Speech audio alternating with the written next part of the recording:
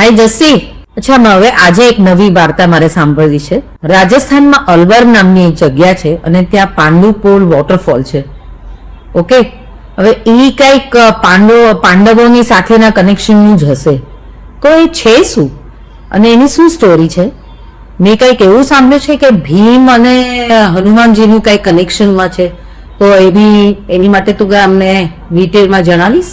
જ્યારે પાંડવો 13 વર્ષના વનવાસમાં હતા ત્યારે એક વખત દ્રૌપદીને એક અલગ પ્રકારનું સુગંધિત કમળનું પુષ્પ જોતું હતું.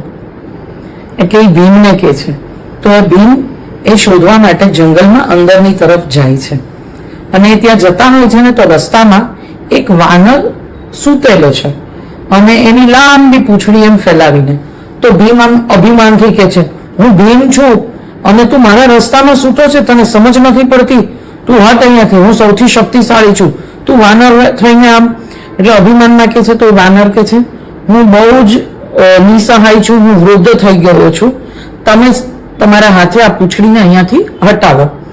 એટલે ભીમ કહે છે ભલે, અને ઓર અભિમાનમાં આમ પૂંછડી ઉચકવા જાય છે પણ એનાથી એ પૂંછડી ઉચકાતી નથી. એ બહુ જ કોશિશ કરે છે પણ પૂંછડી હલતી પણ નથી. એટલે એ રિક્વેસ્ટ કરે છે, તમે કોણ છો, મને તમારા દર્શન આપો. એટલે હનુમાનજી એને પોતાના દર્શન આપે છે અને કહે છે કે હું તારો મોટો ભાઈ છું, હું પણ પવન પુત્ર છું અને તું પણ પવન પુત્ર છે અને અભિમાન નહીં કરવાનું, ગરીબોની નિસહાયની મદદ કરવી જોઈએ, અભિમાન નહીં કરવાનું. અને તારે જે પુષ્પ જોડે છે એ આ રસ્તા ઉપર આગળ છે એમ કે છે. અને પોતાની ગદાથી એ પર્વતમાં જોરથી મારે છે તો ત્યાંથી એક ઝરણું ફૂટે છે જે આજની તારીખમાં પાંડુપોલ વોટરફોલના નામથી ઓળખાય છે. અને આ રાજસ્થાનમાં અલવર જિલ્લામાં છે અને ત્યાં આગળ ટાઈગર સેન્ચ્યુરી પાસે ત્યાં એક અત્યારે પણ સૂતા હોવા હનુમાનજીનું મંદિર પણ છે. અને આ છે વાત પાંડુપોલ વોટરફોલ અને હનુમાનજીની.